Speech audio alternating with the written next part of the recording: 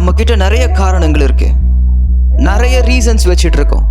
நம்மளால செய்ய முடியாத ஒரு வேலைக்கும், நம்மளால கத்துக்க முடியாத ஒரு காரியத்துக்கும், நம்ம தோத்து போற ஒரு சமயத்திலும் நம்ம நிறைய காரணத்தை சொல்றோம்.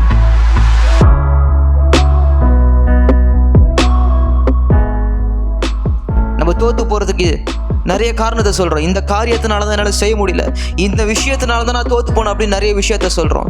இப்படி இருந்ததுனால தான் என்னால் ஒழுங்கா செய்ய முடியலன்னு சொல்றோம். ஏன்பா ஸ்கூல் காலேஜ் ஆஃபீஸ்லாம் லேட்டாக வரேன்னு கேட்டால் அதுக்கு ஒரு காரணம் நம்ம தயாராக வச்சுருக்கோம். ஏன் உன்னால் இதை செய்ய முடியல அப்படின்னு கேட்டால் அதுக்கும் ஒரு காரணத்தை வச்சுருக்கோம். எதனால்? நீ சொன்ன டைமில் உன்னால் வர முடியலன்னு கேட்டால் அதுக்கும் நம்ம ரீசன்ஸ் வச்சுருக்கோம். இப்படி நம்ம செய்ய வேண்டிய ஒரு காரியத்துக்கும் ஒரு ரீசனை வச்சு நம்ம தோத்து போனது தான் மிச்சம். சின்ன விஷயம் நினைக்கலாம், ஆனால் சின்ன விஷயங்கள் தான் நம்ம வாழ்க்கையை கட்டப்போகுது. நம்ம சொல்ற எல்லா காரணங்களும் மற்றவங்களையே தப்பு சொல்லுது. இதனால தான் செய்ய முடியல, இவன் என் கூட இருந்தான் அதனால தான் நான் இதை செஞ்சேன், இப்படி நான் நினைச்சேன் அதனால தான் இப்படி நான் செஞ்சேன், அதனால தான் இது தப்பா வந்துச்சு அப்படின்னு ரீசன்ஸ் காரணத்துக்கு மேல காரணம். நம்மளால செய்ய முடியாத ஒரு விஷயத்துக்கும் காரணங்களை சொன்னதுதான் மிச்சம். அந்த காரியத்தை நம்ம செஞ்சது கிடையாது. ஆனா என்னை காய்ச்சி ஒரு நாள் இது நான் தான் ஒழுங்கா பண்ணல, இது என் மேலதான் தப்பு, நான் தான் ஒழுங்கா பண்ணியிருக்கணும் அப்படின்னு என்னை காய்ச்சி ஒரு நாள் கண்ணாடி முன்னாடி நீ உன்னை பார்த்து நீ பேசியிருக்கியா, சொல்லியிருக்கியா? நீ ஒழுங்கா பண்ணியிருக்க முடியும், நீ நினைச்சிருந்தா செஞ்சிருக்க முடியும், நீ தான் செய்யல அப்படின்னு நீ உன்னை பார்த்து சொல்லியிருக்கியா? என்னைக்குமே மற்றவங்கள தான் நம்ம சொல்லிட்டே இருக்கோம். இவங்க இருந்தாங்க அதனால தான் செய்ய முடியல, இப்படி சிச்சுவேஷன் இருந்துச்சு அதனால தான் செய்ய முடியல, இப்படின்னு எவ்வளோ நாள் காரணத்தை சொல்லிட்டு இருக்க போறோம்? என்னைக்கு நம்ம வாழ்க்கை வளர போகுது? என்னைக்கு எப்போ நம்ம அடுத்த லெவல் போக போறோம் நம்ம வாழ்க்கையில? நீ வளராததுக்கு காரணம் நீ மட்டும்தான்.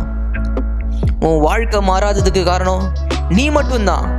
எத்தனையோ பேர், எவ்வளவோ பேர் நம்ம டிவியில் பார்க்கும்பொழுது பார்க்குறோம், சிறந்த படம், சிறந்த நடிகர், சிறந்த பாடல் அப்படின்னு அநேக விஷயத்தை பார்க்குறோம். இந்த வருஷத்துல நீ செஞ்ச ஒரு சிறப்பான காரியம்ட்டு எதனா இருக்கா? உன்னை பார்த்து நீயே சொல்ல முடியுமா?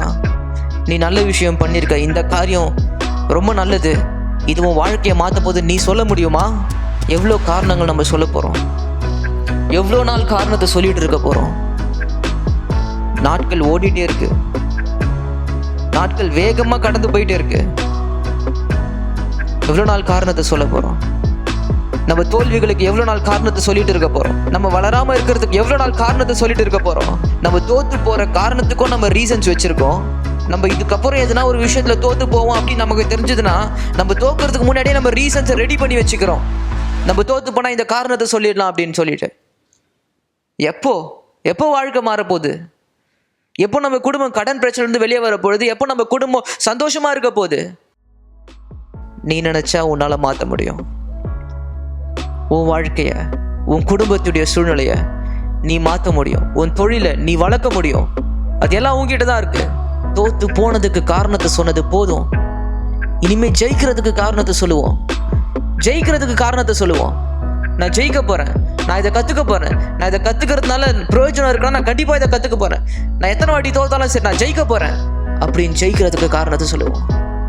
நான் ஜெயிச்சே ஆகணும், நான் இந்த தொழிலை நல்லா பண்ணியே ஆகணும், நான் படிச்சே ஆகணும், நான் படிச்சதே என் குடும்பம் நல்லா இருக்கும், நான் உழைச்சதே என் குடும்பம் நல்லா இருக்கும் அப்படின்னு நம்ம காரணத்தை சொல்ல போறோம். நம்ம காரணத்தை சொல்லி ஓட்டுன வருஷங்களும் போதும். இந்த புது வருஷத்துல ஜெயிக்கிறதுக்கு காரணத்தை சொல்ல போறோம். நம்ம குடும்பத்தை அடுத்த லெவல் கொண்டு போறதுக்கு காரணத்தை சொல்ல போறோம். கண்டிப்பா நீ ஜெயிக்க போற. இந்த புது வருஷம் புது நீயா இருக்க போற. இந்த புது வருஷம் உன் வாழ்க்கையை நீ மாத்த போற, நீ சரித்திரம் படைக்க போற. மற்றவங்க நம்மளை காப்பாற்றுவாங்கன்னு நினைக்காத. யாருமே நம்மளை காப்பாற்ற மாட்டாங்க. உன்னை நீயே காப்பாத்திக்கிட்டாதான் உண்டு. உன் குடும்பத்தை நீ தான் காப்பாற்றணும். அது உன்கிட்ட தான் இருக்கு, மற்றவங்க கிட்ட கிடையாது. சமுதாயம் எப்படி போனாலும் சரி, சமுதாயம் எல்லாமே நெகட்டிவா போனாலும் சரி, நீ பாசிட்டிவா மாத்து.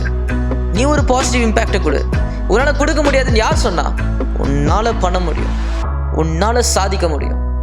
நீ செய்யணும்னு நினைச்ச விஷயத்த உன்னால செய்ய முடியும். ஆனா நீ செய்யணும்னு நினைக்கிற விஷயம் உனக்கு சந்தோஷத்தை தரணும், உன்னை சுத்தி இருக்கிறவங்களுக்கு சந்தோஷத்தை தரணும். மற்றவங்க வாழ்க்கையை மாற்றணும், அப்படிப்பட்ட விஷயமா இருக்கணும். அந்த மாதிரி யோசி. கண்டிப்பாக உன்னால் சாதிக்க முடியும்.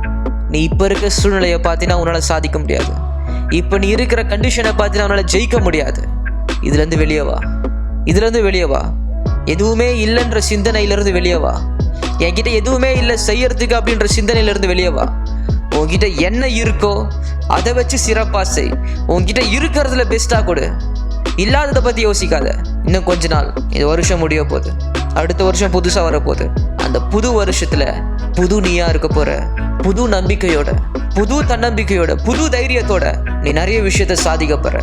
உன்னால் சாதிக்க முடியும். நீ சரித்திரம் படைப்பாய். இது யாரும் இல்லைன்னு சொல்ல முடியாது. இது யாராலையும் இல்லைன்னு சொல்லவே முடியாது. கண்டிப்பாக நீ நிறைய காரியத்தை செய்வ. பயப்படாத, தைரியமா இரு, நல்ல மனசோடு இரு, உன் மனசாட்சிக்கு உண்மையாரு, உனக்கு உண்மையாரு. கண்டிப்பா சமுதாயத்துல ஒரு பாசிட்டிவ் இம்பேக்டை நீ கொடுப்ப. நீ சரித்திரம் படைப்பாய்.